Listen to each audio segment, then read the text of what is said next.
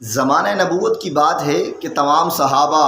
آقا علیہ الصلوۃ والسلام کی مجلس کے اندر پروانہ شمع رسالت بن کر حضور کا دیدار اور حضور کے وجود سے، حضور کے فرمان سے اپنے دلوں کو تسکین پہنچا رہے تھے اور اپنے دلوں کو، اپنی روحوں کو سکون پہنچایا کرتے تھے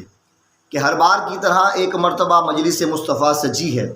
تو آقا علیہ الصلوۃ والسلام کی نظر عنایت، وہ نگاہ نبوت ایک صحابی کے چہرے پر پڑتی ہے جن کا نام حضرت ثوبان رضی اللہ تعالی عنہ ہے۔ اور حضرت ثوبان رضی اللہ تعالی عنہ کی جو کیفیت ہے کہ آپ کے بال بکھرے ہیں اور چہرے پر اضطراب کی کیفیت ہے اور مشکل کے آثار اور پریشانی کے آثار آپ کے چہرے سے نمودار ہو رہے ہیں، اور آنکھوں کو دیکھ کر ایسا محسوس ہوتا ہے کہ ان آنکھوں نے کئی راتوں سے نیند نہیں کی اور کئی راتوں سے یہ آنکھیں سوئی نہیں ہیں۔ لیکن نگاہ نبوت جیسے ہی ان کے چہرے پر پڑی تو اللہ اکبر، تو یہ تو وہ نگاہ نبوت ہے نا کہ جس سے نہ ظاہر چھپتا ہے نہ باطن چھپتا ہے۔ آقا علیہ الصلوۃ والسلام نے ارشاد فرمایا، ثوبان کیا وجہ ہے کہ تمہارے چہرے پر اضطراب کی کیفیت نظر آ رہی ہے، مشکل کی کیفیت نظر آ رہی ہے، کوئی پریشانی نظر آ رہی ہے؟ کون سی ایسی بات ہے، کون سی ایسی چیز ہے کہ جس نے تمہارے دل کو بے چین کر دیا، تمہاری روح کو بے چین کر دیا اور تمہیں اس کیفیت میں مبتلا کر دیا؟ حضرت ثوبان رضی اللہ تعالی عنہ نے عرض کیا کہ یا رسول اللہ صلی اللہ علیہ وسلم، گویا کہ زبان حال سے انہوں نے عرض کیا کہ حضور یہ آنکھیں جو ہمیں عطا ہوئی ہیں یہ ہمیں پسند اس لیے ہیں کہ ان آنکھوں سے آپ کا دیدار ہوتا ہے۔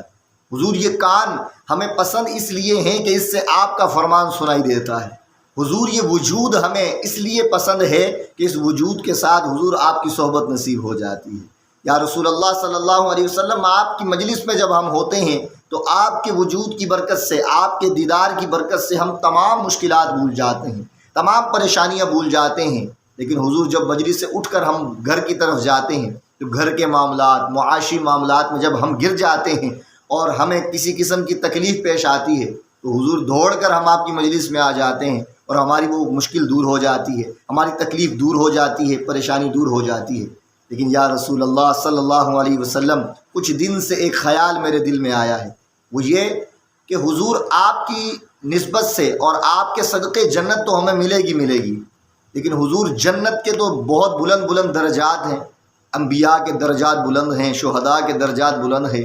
تو حضور آپ تو انبیاء کے ساتھ جنت کے اندر ان کے درجات میں ہوں گے اور بلند اور مقام و مرتبے والے یعنی کہ اونچے درجوں پر آپ فائز ہوں گے۔ تو حضور جنت میں جب کبھی ہم آپ کو دیکھنا چاہیں گے اور آپ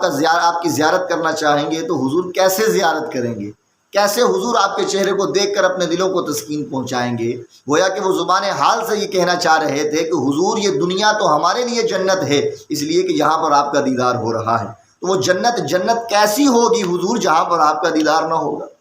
گویا کہ شاعر نے بڑی پیاری زبان میں کہا کہ گلیاں سنجیاں اجاڑ دسن مینوں تے ویڑا کھاون آوے، او یار فریدا اوتھے کی وسنا جتھے یار نظر نہ آوے۔ گویا کہ زبان حال سے ثوبان رضی اللہ تعالیٰ عنہ عرض کر رہے تھے کہ حضور وہ جنت ہے ہی نہیں کہ جس جنت میں حضور آپ کا دیدار نہ ہو، بلکہ وہ جگہ جنت بن جاتی ہے حضور جہاں آپ کا دیدار ہو جاتا ہے، آپ کی زیارت آ جاتی ہے۔ تو آقا علیہ الصلوۃ والسلام نے جب یہ بات سنی تو چند لمحوں کے لیے حضور خاموش ہوئے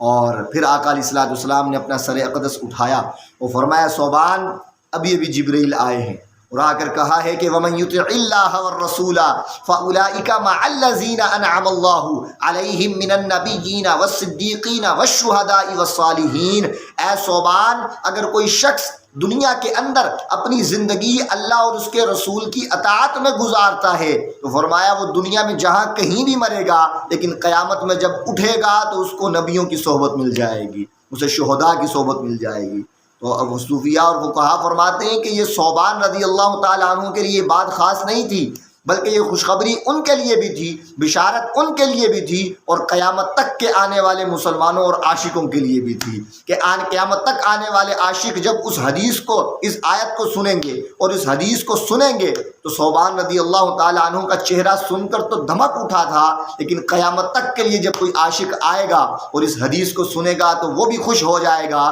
تو خوش ہو جائے گا وہ کیوں؟